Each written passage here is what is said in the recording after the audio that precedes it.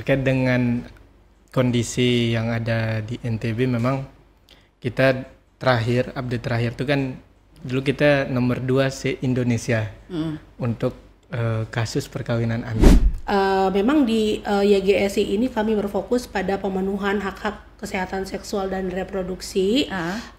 Tujuannya yaitu untuk orang muda dan orang-orang pada umumnya terhindar dari kekerasan berbasis gender dan seksual.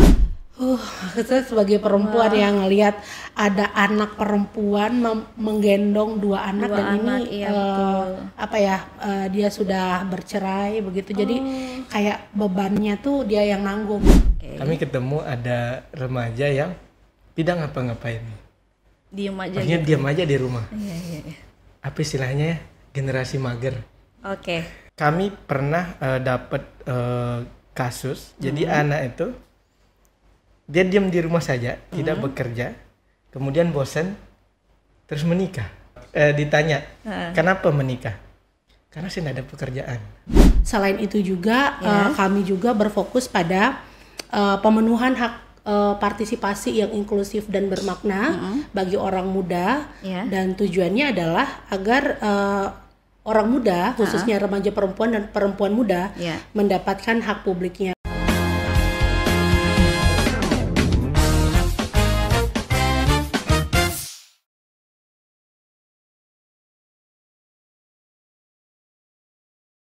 Assalamualaikum warahmatullahi wabarakatuh. Selamat pagi Semutan Insight. Kali ini di Insight Talks ada saya Raisa, dan kita akan membahas sesuatu yang menarik tentang remaja NTB, rentan dengan kasus pernikahan anak dan jadi korban kekerasan. Kali ini sudah bersama Mas Samsul dan juga Mbak Rizkia. Selamat pagi. Pagi. Biar lebih akrab kita panggil Kak Rizkia dan Kak Samsul aja ya. Boleh. Baik. Mereka ini dari Yayasan Gemilang Sehat Indonesia atau yang lebih dikenal dengan YGSI. Dan sampai dengan saat ini di 2024, Pemprov NTB sendiri sudah mencatat kasus perkawinan anak di NTB ini masih cukup tinggi. Yaitu sekitar 24,6% anak-anak atau remaja yang menikah di bawah umur. Dan kasus perkawinan anak ini sudah seperti menjadi pintu gitu ya untuk banyak isu krusial lain yang dihadapi oleh anak-anak ataupun remaja. Mulai dari terpenuhinya hak kesehatan seksual reproduksi atau HKSR, betul ya? Betul. Hingga kekerasan berbasis gender dan juga seksual atau KBGS. Nah, sebagai orang-orang yang tergerak langsung mengupayakan berkurangnya berbagai masalah itu, kira-kira gimana nih pendapat dari Kak Rizkia dan juga Kak Samsul sendiri soal kondisi di NTB sampai dengan saat ini? Silakan, mungkin Kak Rizkia atau Kak Samsul yang menjawab. Kak Samsul dulu, boleh? Boleh. Silakan. Baik, terkait dengan kondisi yang ada di NTB, memang kita update terakhir itu kan dulu kita nomor 2 se-Indonesia untuk kasus perkawinan anak.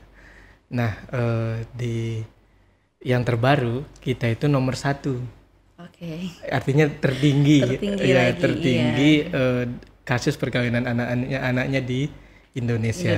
Oke. Sehingga itu menjadi perhatian banyak pihak untuk bagaimana mengurangi angka perkawinan anak ini, karena dampaknya banyak sekali sebenarnya, termasuk itu kan berdampak ke stunting juga. Iya, betul. Nah, jadi ketika kita ingin mencegah stunting, salah satunya kita harus cegah dulu perkawinan anaknya gitu. Sehingga angkanya bisa ditekan.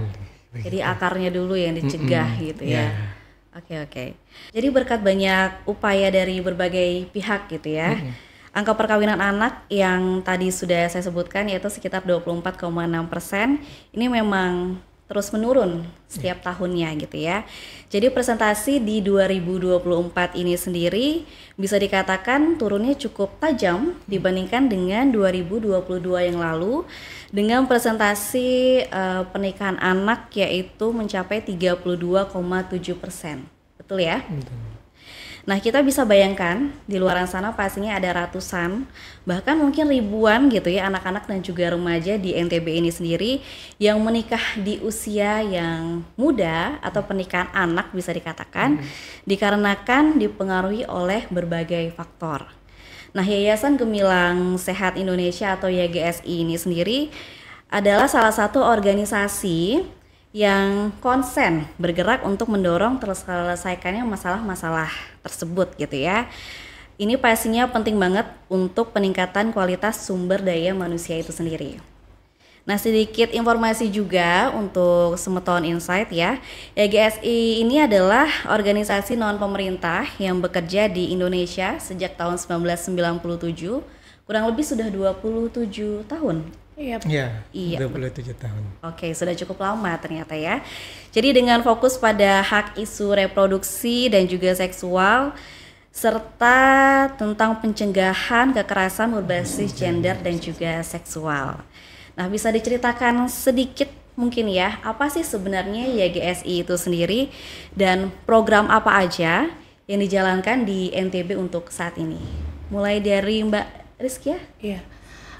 Jadi sebelumnya YGSI atau Yayasan Gemilang Sehat Indonesia itu namanya Rutgers Indonesia. Oke. Jadi Rutgers Indonesia itu memang sudah mulai bekerja dan berkarya di Indonesia dari tahun 97. Kemudian di tahun 2024 ini kami resmi mengganti identitas menjadi Yayasan Gemilang Sehat Indonesia gitu. Berarti baru ya?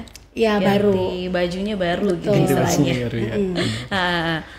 Jadi memang fokus kami itu adalah pada isu-isu HKSR gitu. Jadi kami berupaya melakukan pemenuhan hak kesehatan seksual reproduksi khususnya untuk orang muda, remaja perempuan begitu. Kemudian selain mendorong selain mendorong terpenuhinya hak kesehatan seksual reproduksi, kami juga mendorong adanya pelibatan orang muda yang inklusif dan bermakna pada proses-proses pengambilan keputusan. Jadi yang didorong itu adalah bagaimana remaja perempuan dan perempuan muda ini dapat mengklaim haknya gitu. Jadi selama ini kan kebanyakan anak laki-laki saja gitu kan, iya, betul. yang selalu mendapatkan panggung gitu. Betul. Sedangkan NTB ini kan isinya juga ada anak perempuan kan, dan anak perempuan ini harus diberikan haknya begitu. Harus diberikan hak yang sama juga Iya, gitu betul. berarti ya. Dan untuk program yang dijalankan YGSI sendiri di NTB ini kira-kira apa aja? Mas Samsul mungkin Ya, bisa bantu jawab. kalau program yang di NTB namanya Power to Youth, Oke. yang nama programnya itu di NTB sendiri. Di program Power to Youth ini ada 3 isu yang dibahas. Yang pertama terkait dengan perkawinan anak, terus kemudian kehamilan remaja, sama kekerasan berbasis gender dan seksual.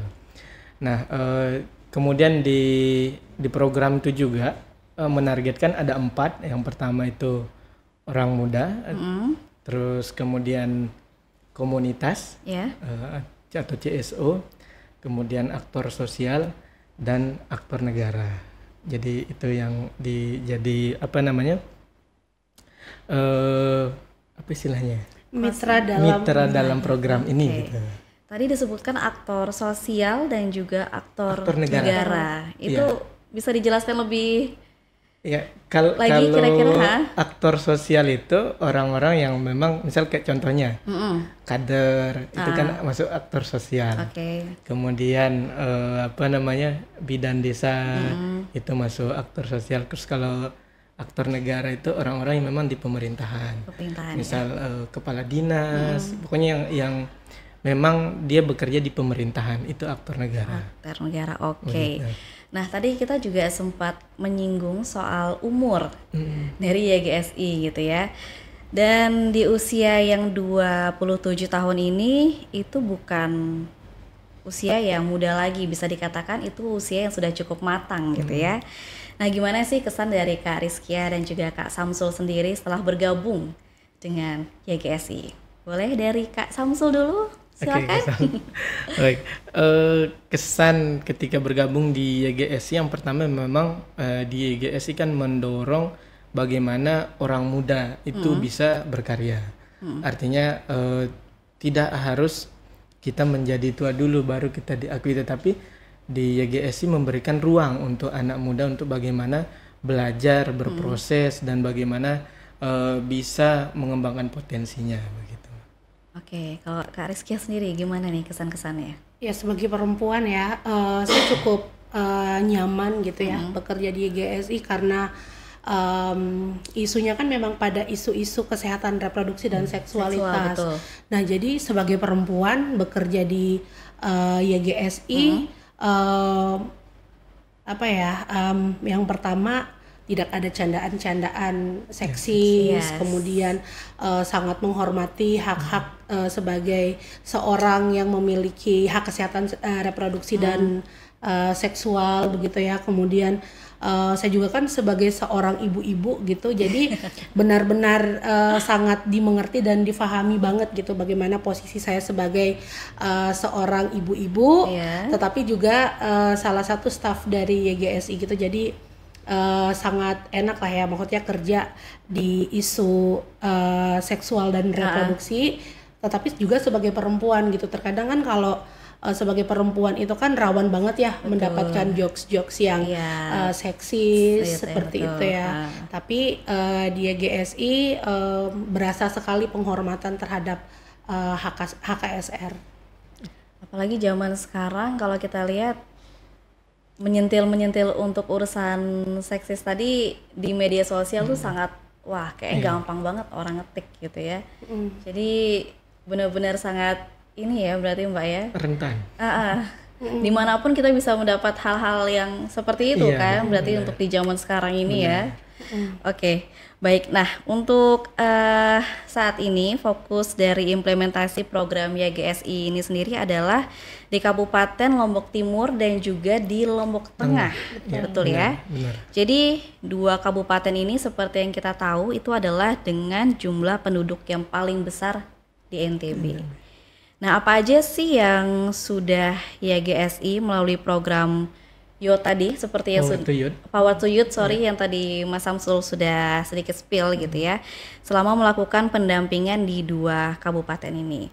Dan tadi saya sempat mendapat bocoran gitu ya, kalau untuk konsen di Kabupaten Lombok Timur ini dipegang oleh Mas Samsul, dan untuk di Lombok Tengah sendiri Mbak Rizkia gitu.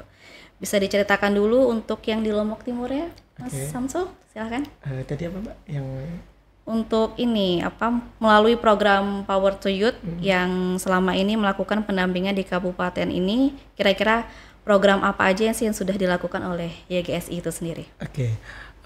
Di Lombok Timur itu kita bergerak di dua kecamatan, yaitu di Sakra Timur, yaitu ada desa Menceh sama desa Gereneng Timur. Kemudian di Jeruwaru, kecamatan Jeruwaru itu ada desa Jeruwaru sama Paremas. Nah, selain di desa, sebenarnya kita bergerak juga di sekolah. Terkait dengan bedanya kalau di desa itu kita lebih banyak mengangkat tiga isu yang tadi Mbak, terkait dengan kehamilan remaja, perkawinan anak, kekerasan berbasis gender dan seksual. Nah, ada selain di desa itu kita di sekolah. Nah, di sekolah itu juga kami mendampingi 4 yang di Sakra Timur itu ada SMP 5 Selong, terus kemudian MTS NWDI Selayar, terus kemudian kalau yang di Jeruwaru itu ada SMP 1 Jeruwaru, terus yang kedua itu MTS Darul Wusto. Nah, di sekolah itu lebih banyak berbicara tentang PKRS, pendidikan kesehatan reproduksi dan seksualitas untuk kelas 7 dan kelas 8 gitu. Oke, berarti yang baru-baru matang ini ya. Iya. Karena kan itu ada fase istilahnya transisi sehingga mereka tahu apa yang harus dilakukan ketika misal mengalami menstruasi, kemudian mengalami mimpi basah. Kan biasanya kalau anak-anak ketika mengalami itu pertama kali pasti panik. Betul. kenapa ini dan sebagainya. Dan biasanya jarang anak-anak yang bercerita ke orang tuanya. Bener, pasti ke Iya. temennya Iya, berceritanya betul. begitu. Oke, berarti lebih konsen untuk kedua tempat tadi ya, yaitu di Iya. sekolah-sekolah dan juga di desa sendiri. Iya. Nah, untuk di Lombok Tengah sendiri, Kak Rizkia, bagaimana? Ya sebenarnya pola implementasinya nggak jauh-jauh beda ya gitu. Namun kalau di Lombok Tengah itu kita mulai implementasi program Power to Youth ini di tahun 2022. Memang bekerja di 2 kecamatan, yaitu Kecamatan Jonggat dan Kecamatan Pujut. Oke. Di Kecamatan Jonggat kami bekerja di Desa Labulia. Di sana ada MTS 2 Lombok Tengah, kemudian di Desa Labulia, di sana ada MTS Hidayatul Musinin gitu. Jadi Jelantik dan Labulia. Oke. Kemudian di Kecamatan Pujut kami bekerja di Desa Tumpak. Di sana ada SMP 6 Pujut, dan di Desa Pengengat ada SMP 8 Pujut. Jadi memang fokus kami di sekolah yaitu untuk implementasi pendidikan kesehatan reproduksi dan seksualitas. Ada modulnya untuk kelas 7 dan kelas 8, dan hal positifnya adalah implementasi modul ini memang dilaksanakan di kelas 7 dan kelas 8, tetapi kalau modulnya ini belum kelar diajarkan, sekolah itu mau nih mengimplementasikan di kelas 9. Oke. Dan kelas 9 ini tuh di luar perencanaan program gitu.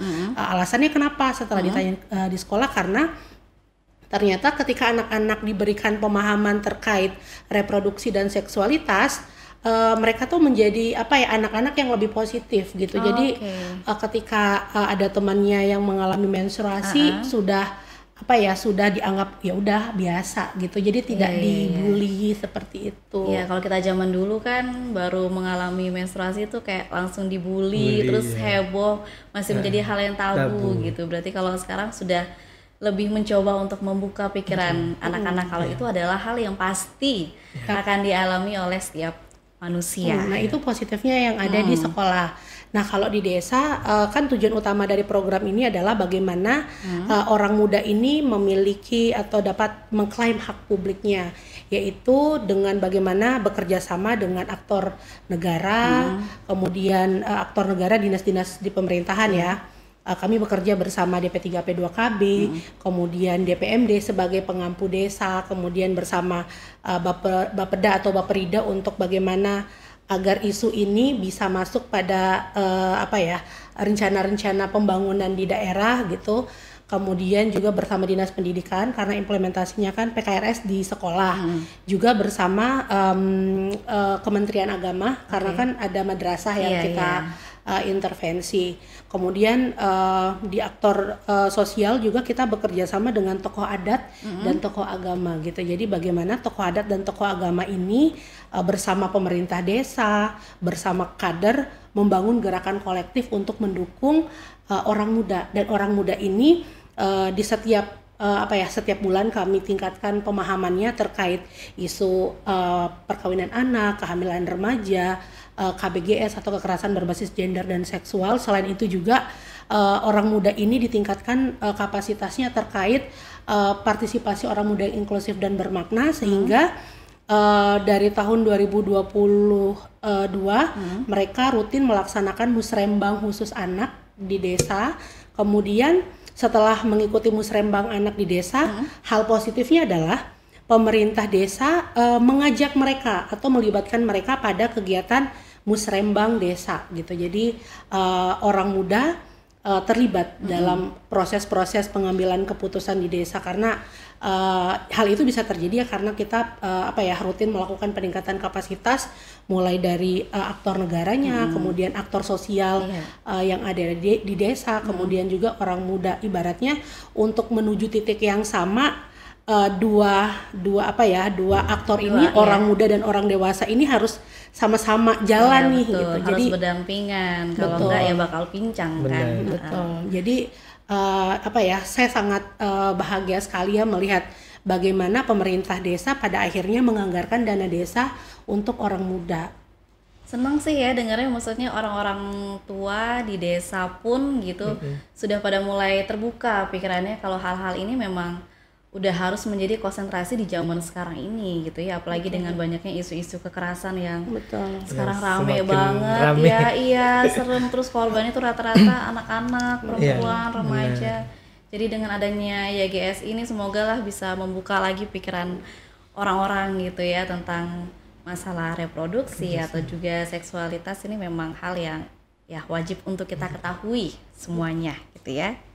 Nah, selanjutnya tantangan apa aja sih yang biasanya dihadapi oleh YGSI sendiri selama 4 tahun ini mendampingi 2 kabupaten, yaitu tadi di Lombok Timur dan juga di Lombok Tengah. Boleh siapa dulu yang mau menjawab? Kak Samsul atau Kak Rizky ya? Kak Samsul dulu deh, boleh ya? Terkait dengan tantangan yang kami temukan memang beragam, Mbak ya.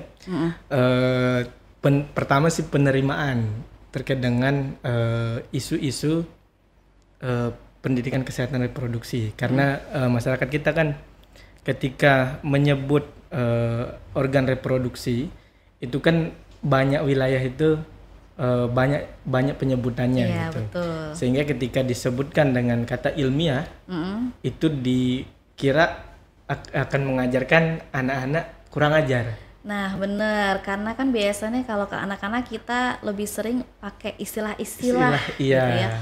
Untuk perempuan nyebutnya ada yang sorry kayak bebek kayak gitu kan. Untuk yang laki-laki disebutnya apa gitu. Jadi memang sebenarnya kita tuh harus menyebutkan dengan nama ilmiahnya. Jadi biar anak-anak juga tahu. Benar. Gitu.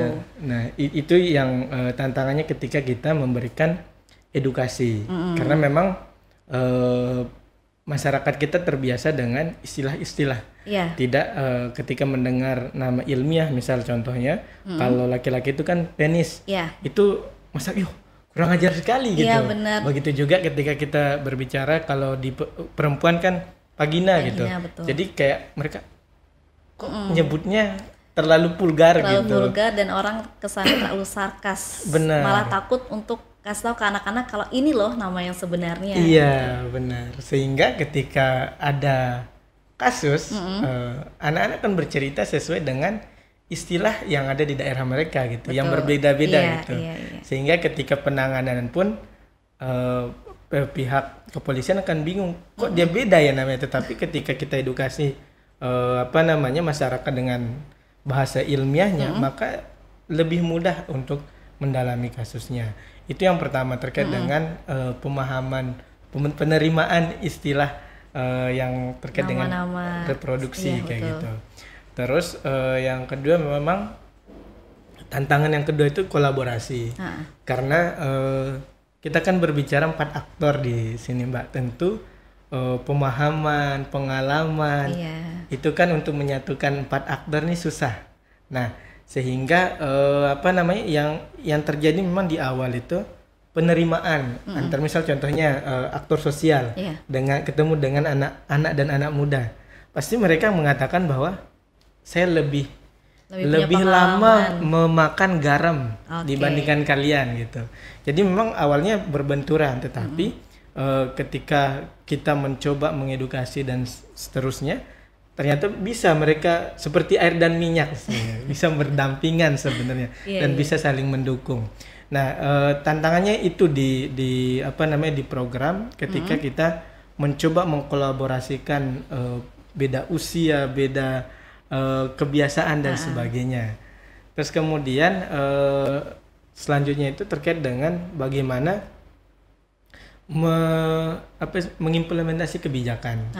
Karena ketika kita berbicara kebijakan, banyak orang yang setuju dan banyak juga yang tidak setuju. Sehingga itu menjadi tantangan juga di lapangan, bagaimana kebijakan-kebijakan yang sudah dibuat oleh pemerintah yang di Indonesia, provinsi, kabupaten itu bisa diterima masyarakat. Nah tentu itu yang menjadi problem istilahnya ketika kita menyampaikan ada peraturannya nih, misal contohnya Mbak di Undang-Undang TPPKS itu kan perkawinan anak itu kan hukumannya 9 tahun kalau tidak salah, 9 tahun dan denda 200 juta. Ketika itu dilontarkan ke masyarakat, maka masyarakat, kan saya tidak pernah buat undang-undang itu, tidak pernah ikut. kenapa saya harus dihukum? Betul. Sehingga itu mengimplementasikan kebijakan di tatanan masyarakat itu memang menjadi tantangan. Begitu. Berat ya ternyata menghadapi masyarakat sendiri. Benar. Dan bahkan sering ketika kita mencoba mensosialisasikan ditantang balik. Oh ya. Mana buktinya dia ada yang ketangkep? Iya sih. Bahasanya begitu. Iya. Mana buktinya bahwa kebijakan ini bisa menjadi landasan negara untuk memberikan sanksi misal sebagainya. Itu kadang-kadang menjadi diremehin. Jadi kebijakan-kebijakan itu diremehin, toh juga saya enggak masuk penjara. Misal menikahkan anak saya, ya saya enggak masuk penjara walaupun ada undang-undangnya, karena tidak ada yang selama ini kita tidak pernah melihat di televisi atau di radio, kita tidak pernah mendengar atau membaca ada orang yang menikah di bawah umur, dinikahkan di usia anak di bawah 18 tahun itu masuk penjara. Iya sih, benar. Nah itu memang tantangannya ketika memberikan pemahaman kepada masyarakat. Iya sih benar, apalagi kalau masyarakatnya bilang dari dulu kita baik-baik aja kok, ini buktinya anak-anak sehat, saya juga melahirkan usia 15-14 juga baik-baik aja gitu ya, nggak ada masalah, kok sekarang jadi masalah. Itu juga saya yakin sih PR terbesar gitu ya untuk YGSI sendiri. Dan untuk di Lombok Tengah sama Mbak Rizky ya kurang lebih? Kurang lebihnya sama, cuman di sini saya ingin meng-highlight bahwa partisipasi orang muda. Jadi mungkin orang muda yang terlibat dalam proses-proses pengambilan keputusan di desa itu dianggap sebagai hal yang baru gitu. Jadi terkadang orang muda ini dilupakan dalam suatu masyarakat. Ketika ada musyawarah ataupun ketika ada pertemuan apa gitu di desa, terkadang orang muda tuh tidak dilibatkan gitu. Padahal desa itu isinya ada orang dewasa, ada anak-anak, ada orang muda, dan orang muda itu memiliki hak partisipasi. Tetapi ini yang jarang sekali dipahami oleh orang dewasa gitu. Jadi ketika orang dewasa merumuskan sesuatu dan orang muda tidak terlibat, bagaimana mereka mengetahui bahwa orang muda itu punya kebutuhan yang harus dipenuhi gitu. Jadi tantangannya adalah bagaimana meyakinkan orang dewasa untuk tetap terus melibatkan orang muda, karena orang muda bagian dari masyarakat yang harus mendapatkan hak partisipasi itu gitu. Jadi di awal-awal itu bagaimana meyakinkan orang dewasa gitu kan. Awalnya orang muda ya hanya sebatas dihadirkan gitu ya. Jadi kalau dilihat dari tangga partisipasi anaknya itu tuh masih di tahap manipulatif dan tokenism gitu. Tapi lama-lama ketika orang muda ini dilibatkan, kemudian diberi kepercayaan, ternyata orang muda ini tuh mampu berbuat lebih gitu. Jadi orang dewasa pada akhirnya melibatkan nih orang muda, tetapi masih menjadi tantangan bagi kami adalah jadi ini tuh masih menjadi tantangan bagi kami, karena harapannya sih mereka melibatkan itu sampai seterusnya gitu, jangan sampai hanya karena ada program YGSI Power to Youth gitu sehingga mereka melibatkan orang muda. Jadi ini akan tetap menjadi tantangan ya, bagaimana nih orang muda tetap dilibatkan di desa setelah kami sudah tidak mendampingi lagi gitu. Untuk program di situ. Dan gitu sebenarnya juga tantangan selanjutnya adalah menghadapi pihak oposisi dari masyarakat yang masih menganggap bahwa perkawinan anak ini adalah budaya orang Sasak. Yes, betul. Padahal perkawinan anak kan bukan budaya orang Sasak. Iya, betul sekali. Jadi kayak ada misinterpretasi budaya gitu kan. Sedangkan kalau dilihat kalau mau kilas balik ya dari budaya Sasak itu kan sangat sangat menghormati perempuan. Kalau mau nikah itu kan harus ada midangnya dulu, iya, betul. Harus istilah sininya betabe. Iya gitu. Betul kan, proses midang itu kan nggak mungkin dilakukan oleh anak-anak yang masih usia kecil kan, nyalinya dari mana gitu kan. Jadi ada proses midang, kemudian di sana orang tua kenal sama ini calon anaknya. Dan kalau sekarang kan potong kompas aja gitu ya, yang penting dilariin udah dinikahkan gitu. Jadi kayak masih banyak orang-orang yang ya udah setuju dengan proses yang seperti itu. Jadi bagaimana meyakinkan mereka bahwa sebenarnya kayak perkawinan anak nih tidak bisa dinormalisasi. Iya betul. Karena Bukan kan budaya. kayak, Gitu iya ya. betul, karena kayak sedih banget gitu loh. Kasus yang pernah ditemui di program ini adalah dia itu menikah, besoknya adalah pengumuman lulusan SD, malamnya dia menikah. Bayangkan aja, maksudnya kayak anak SD menikah, harus menjadi seorang ibu, harus menjadi seorang istri. Betul. Sedangkan mereka kan masih memiliki apa ya? Keinginan untuk bermain lah istilahnya. Betul, keinginan untuk bermain, ngumpul bareng teman-teman gitu, dan harus dipaksakan menjadi orang tua dengan segala macam problem gitu kan. Jadi itu yang bikin tantangan ya, dan sebenarnya tantangan moralnya adalah kami kan bekerja di wilayah selatan, selatan Lombok, yang mana wilayah selatan Lombok itu adalah bagian terbaiknya Lombok ya menurut saya ya, karena pantainya bagus, kemudian sumber daya alamnya juga bagus di sana kan. Tetapi ketika mereka anak-anak ini menikah, kemudian pada akhirnya ijazah yang mereka miliki hanya ijazah SD ataupun SMP, lalu mereka akan mereka akan mendapatkan pekerjaan yang seperti apa gitu ya. Ya walaupun ya rezeki itu dari Tuhan. Ya kata orang seperti itu, tapi kan harus kita usahakan juga ya untuk memberikan yang terbaik untuk keluarga. Ya, jadi pastinya. kayak sedih banget ya, maksudnya ketika mereka memilih untuk menikah, sedangkan wilayah mereka itu adalah wilayah yang bagus gitu. Kan harapannya tuh orang Lombok ataupun orang yang berasal dari Lombok Selatan ini dapat menjadi tuan rumah gitu loh di negeri mereka sendiri.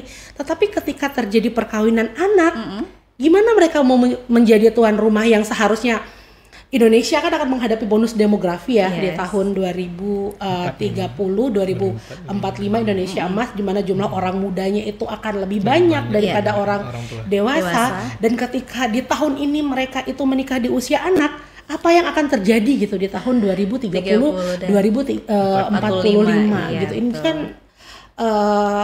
sangat disayangkan. Betul, ini tuh jadi istilahnya tuh kami tuh berperang dengan itu gitu. Itu tuh menjadi tantangan banget sih, jangan sampai yang harusnya Indonesia menghadapi bonus demografi justru ini tuh menjadi bom gitu ya. Benar. Jadi itu sih harapan terbesarnya ya, bagaimana orang muda yang ada di Lombok ini tuh bisa menjadi tuan rumah di negeri mereka sendiri, karena ada sirkuit Mandalika, pantainya bagus, ada para layang, dan pada akhirnya mereka menikah di usia anak yang harusnya memikirkan bagaimana Lombok ini bisa berkembang, Indonesia ini berkembang, tetapi malah mikirin berapa harga tomat, berapa harga bawang, besok makan apa. Betul.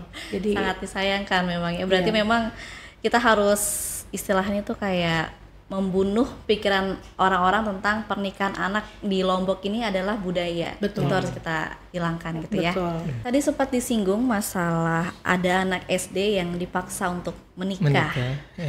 Nah, bisa diceritakan lagi nggak sih kasus dengan dampak yang dirasa paling parah deh gitu ya, yang pernah didampingin oleh YGSI sendiri, baik di Lombok Timur ataupun di Lombok Tengah. Jadi ini biar bisa jadi pembelajaran gitu ya buat kita semua. Kalau perkawinan anak, pemenuhan hak kesehatan seksual dan juga reproduksi, sampai dengan kekerasan berbasis gender dan juga seksual, ini adalah masalah serius yang perlu kita perhatikan bersama. Silakan Mas Samsul atau Mbak Rizky ya? Iya. Mbak Rizky aja, oke. Ini kisah nyata gitu ya. Yang kami alami ketika mendampingi orang muda di desa gitu.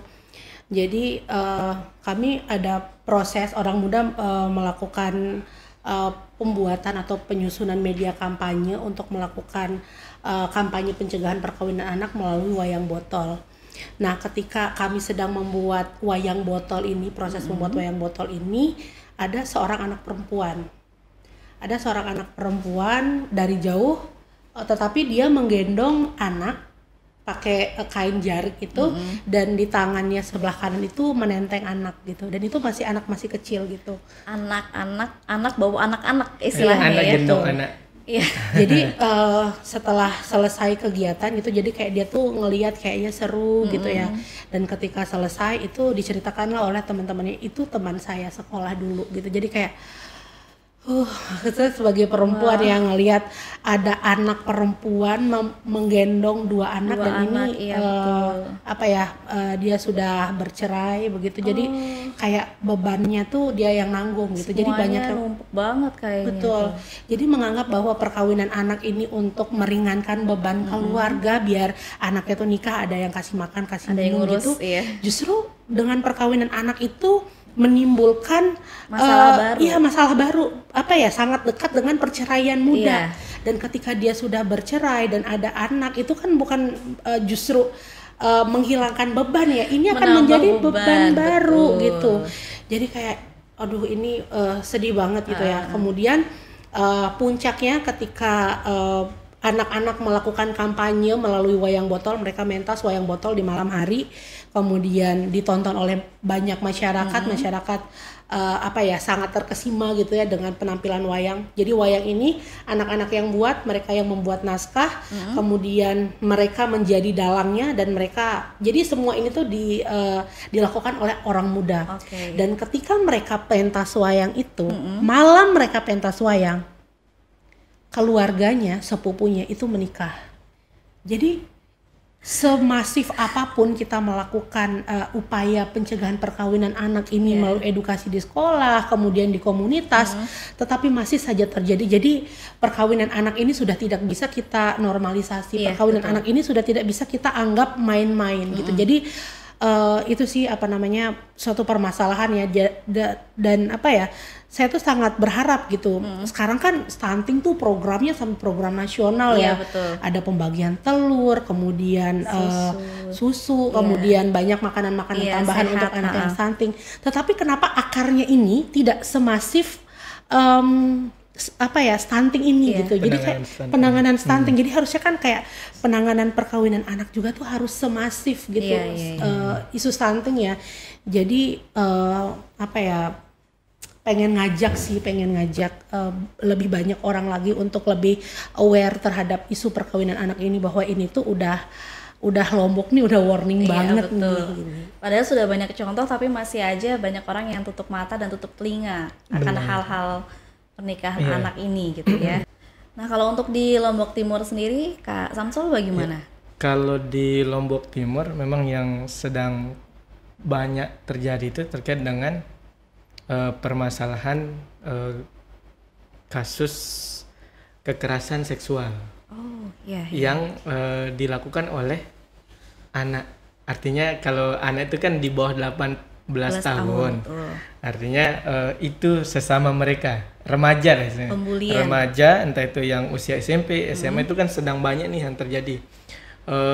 Yang terakhir mungkin teman-teman pernah lihat beritanya, yang dimana anak temannya yang cewek diajak untuk beli buku, mungkin pernah dengar baca beritanya, tetapi dibawa ke rumah temannya untuk digauli dengan banyak orang, maksudnya banyak temannya. Mungkin teman-teman pernah baca berita itu, dan itu memang terjadi.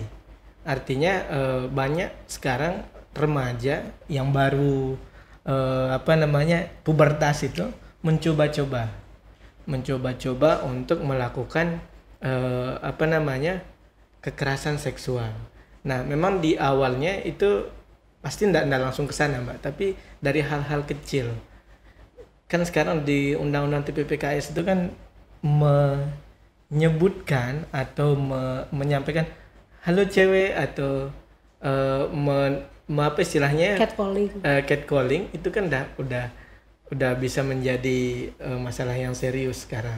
Dan seperti yang dibilang Mbak tadi di awal, itu kan bukan hanya di dunia nyata, tapi di media sosial pun juga banyak terjadi. Nah, memang dari hal-hal kecil itu sehingga banyak anak-anak remaja yang menganggap karena tidak ada yang menegur, bahwa kan itu yang menjadi coba aja yang lebih tinggi.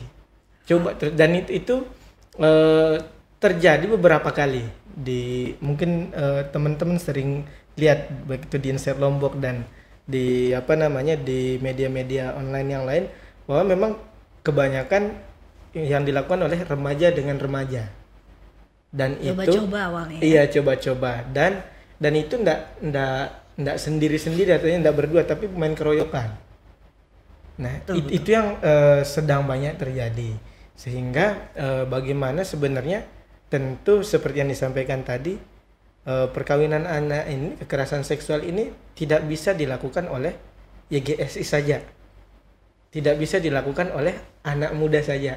Tapi kita butuh kolaborasi semua, termasuk Peran orang media, tua. peran orang tua, pemerintah, dan itu harus bergerak bersama. Sehingga yang memang di NTB kan yang luar biasa itu adalah penanganan stuntingnya. Kenapa kita tidak melakukan pencegahan perkawinan anak sama seperti yang disampaikan tadi, penanganan stunting?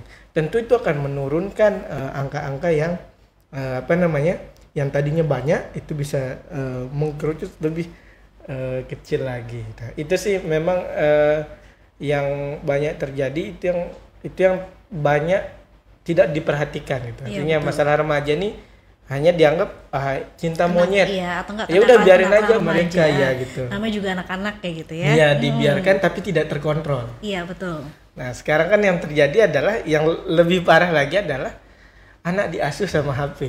Nah, HP itu jadi racun juga sebenarnya kalau tidak diarahkan dengan baik. Benar. Ya?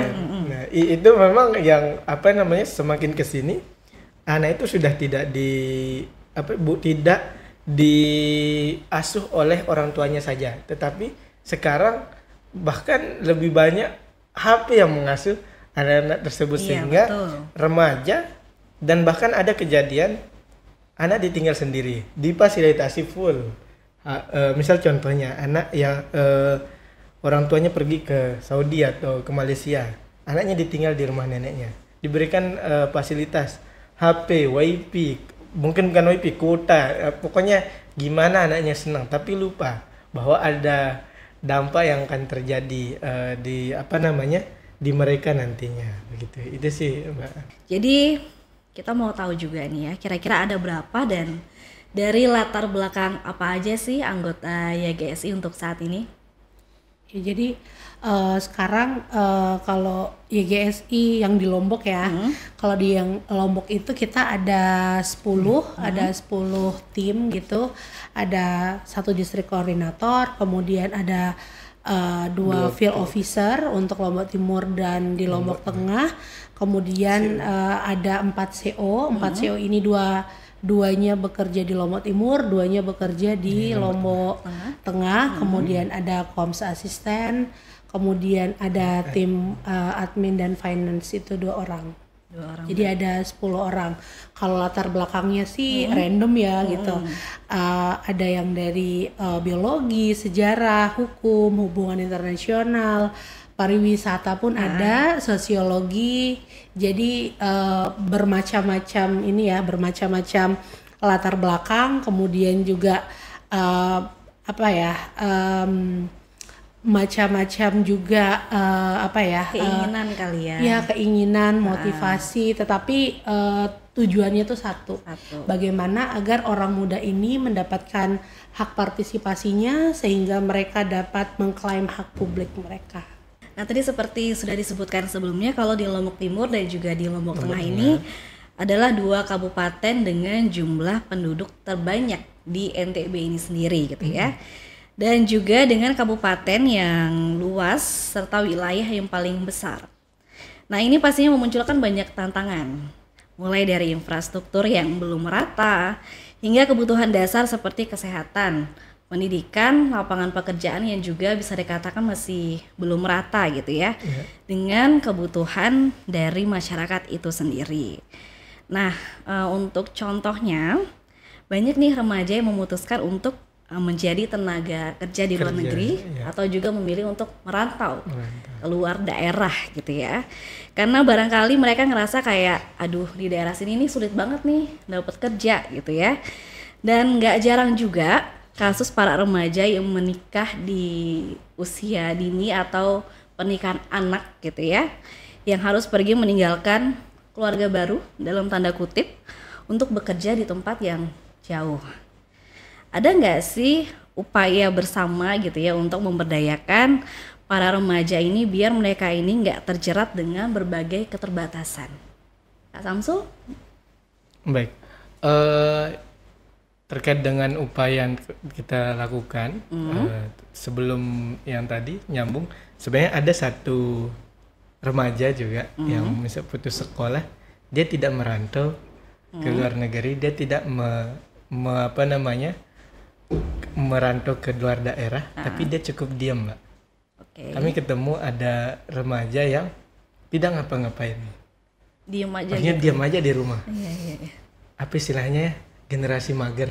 Oke. Ya, jadi itu apa namanya? Kami pernah dapat kasus. Jadi anak itu dia diam di rumah saja, tidak bekerja, kemudian bosan, terus menikah.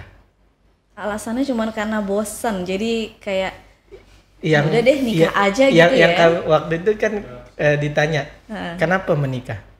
Karena saya tidak ada pekerjaan. Jadi menikah itu adalah pekerjaan. Dianggap menikah itu pekerjaan. Iya. Oke. Jadi tidak semua ya, tapi ada remaja yang menganggap bahwa ketika dengan dia menikah berarti dia ada pekerjaan. Begitu. Simpel sekali pemikirannya ya. Iya. Nah, upaya yang kami lakukan adalah yang pertama kami mengajak anak-anak muda itu untuk sibuk. Nah, karena kalau anak remaja, pemuda ketika dia hanya diem di rumah main HP, itu biasanya tidak berkembang, secara pemikiran tidak berkembang, sehingga mereka harus diberikan kesibukan yang memang itu positif. Nah, termasuk bagaimana melibatkan mereka di kegiatan-kegiatan kemasyarakatan. Nah, kan di akhir-akhir ini pemuda atau remaja mungkin di generasi Mbak dulu kalau di masjid rame, kegiatan di momen-momen tertentu rame. Betul. Kalau sekarang justru isinya itu bukan remaja, tetapi isinya itu sekarang orang dewasa, bahkan papu-papu yang mengisi masjid, yang mengisi acara itu, sehingga ini mungkin salah satu upayanya bagaimana baik itu pemerintah desa, kemudian aktor sosial, sekolah itu tetap melibatkan mereka di proses perencanaan, pelaksanaan, dan bahkan bagaimana kita memberikan evaluasi ke mereka, Ya, sehingga menjadi remaja, anak muda, anak yang produktif. Iya, betul. Nah, kira-kira ada potensi-potensi nggak sih, baik itu dari sumber daya alam maupun dari sumber daya manusia itu sendiri yang bisa dikembangkan bersama?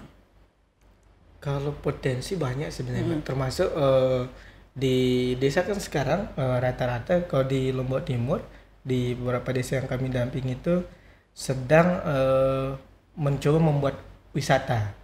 Contohnya misal di Jeruaru, jadi ada wisata yang namanya Balil Mangrove. Tapi di Balil Mangrove itu bukan orang tua yang mengkonsep, tapi pemerintah desanya itu mengajak anak remaja, pemuda itu untuk ayo kita kolaborasi.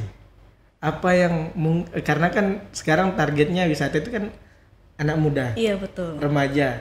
Nah, tentu konsep itu tidak bisa keluar dari orang tua, maka harus dikeluarkan lewat remaja begitu, sehingga kolaborasi itu bisa dilakukan. Jadi potensi yang ada di desa itu seperti yang dibilang Kariska tadi, tidak menjadi penonton, tapi mereka juga menjadi berperan di wisata atau potensi-potensi alam yang mereka miliki begitu. Nah, menyinggung soal infrastruktur, tadi sebelumnya saya sempat sebutkan gitu ya, kalau infrastruktur di beberapa tempat ini kurang merata gitu. Nah, tentu pastinya ada peran penting pemerintah gitu ya. Jadi gimana sih kolaborasi dengan pemerintah sampai dengan saat ini? Kak Rizky mungkin bisa dibantu jawab? Ya, kalau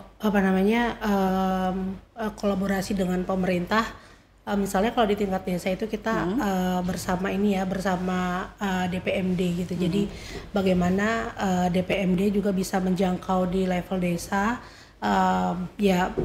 mengintervensi sedikit lah ya, bagaimana pemerintah desa ini dapat melakukan penganggaran untuk orang muda.